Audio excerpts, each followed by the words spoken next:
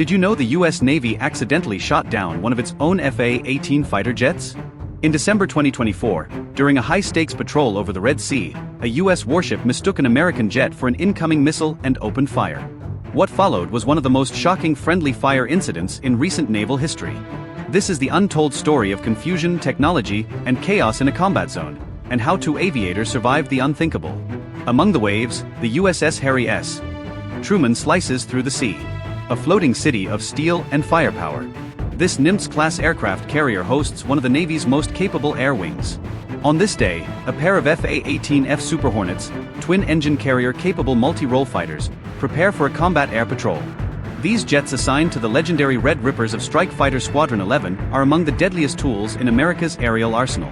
With engines roaring, one Super Hornet thunders off the deck. Call sign Red Ripper 11. Inside are two seasoned crewmen, a naval aviator and his weapons systems officer. Their mission: monitor the skies and sea lanes for drones, cruise missiles, or anything that could threaten the carrier group. Above the sea, the Super Hornet streaks through the sky. Its music, a NAPC-79A radar sweeping the horizon. Below on the USS Gettysburg, a Ticonderoga-class guided missile cruiser assigned as the carrier strike group's air defense commander. Crewmen monitor their own radar systems. Suddenly, a fast-moving radar contact appears, unidentified, heading straight toward the Gettysburg. Inside the Combat Information Center, alarms sound. A target profile flashes on the ANSBY-1 radar screen. Velocity 600 knots. Altitude decreasing. The target matches the radar cross-section of a potential anti-ship cruise missile, possibly launched by Houthi forces, who had already carried out multiple attacks in the region in recent weeks. The decision is made. Standard Missile 2 is armed and launched. High above, the pilot of Red Ripper 11 hears the warning tone. Missile lock. In seconds, the sky becomes chaos.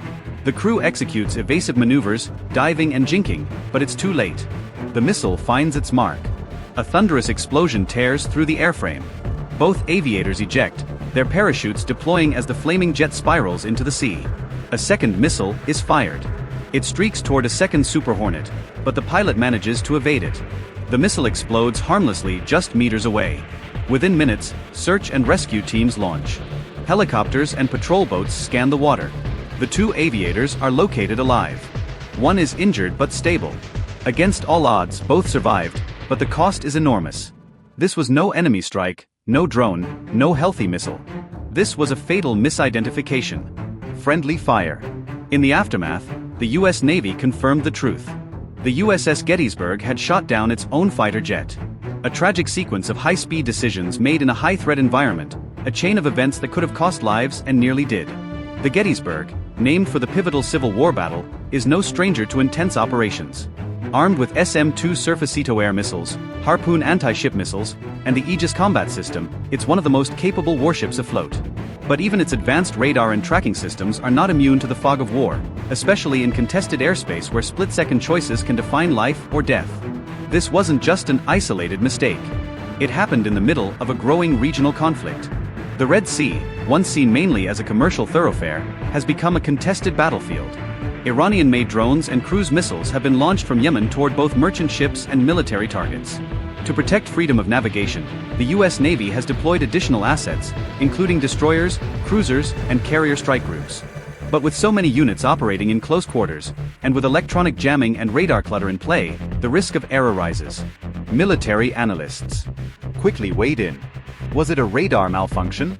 A breakdown in IFFF identification friend or foe systems? Did communication protocols fail? Or was it simply the brutal reality of operating in a high-intensity conflict zone? Investigations followed. The Navy launched a comprehensive review of air defense protocols. Questions were raised about the Aegis system's threat classification algorithms. Could software improvements reduce the chance of this happening again? Could training help human operators distinguish friend from foe under extreme pressure? On board the USS Harry S. Truman, the mood was somber. Losing a jet is one thing. Almost losing a crew to friendly fire is something else entirely. A reminder that in the crucible of war, mistakes don't just cost hardware, they nearly cost human lives. The Navy responded quickly. Operational procedures were tightened.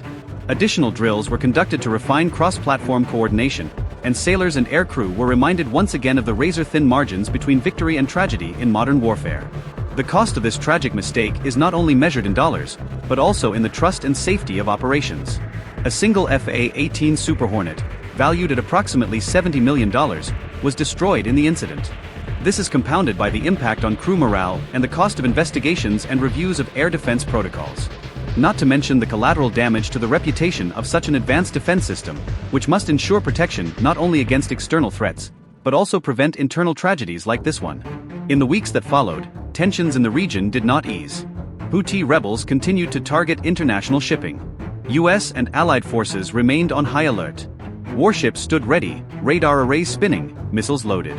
And above them, American jets roared across the skies, ever vigilant. But every pilot who climbed into a cockpit knew the stakes had changed.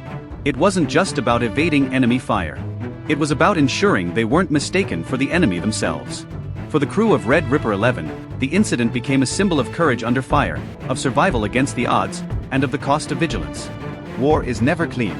Even the most advanced militaries in the world are vulnerable to confusion, miscalculation, and tragedy. But from those moments, lessons are learned, systems are improved, and warriors return to duty because peace is protected by those willing to face danger, even when it comes from their own side. In the theater of the Red Sea, where geopolitics, missiles, and mistrust collide, the shadow of friendly fire now hovers over every operation, and the question remains, next time, will the system distinguish friend from foe in time? As the Red Sea continues to simmer with tension, the lessons of that December day echo through every patrol, every launch, every radar ping in the dark. For the men and women of the US Navy, vigilance is not a word, it's a way of survival. Thank you for watching. Did you know about this incident before? Let us know in the comments. And if you want to see more stories like this, don't forget to like, share, and subscribe for more powerful moments from the front lines of US Navy operations.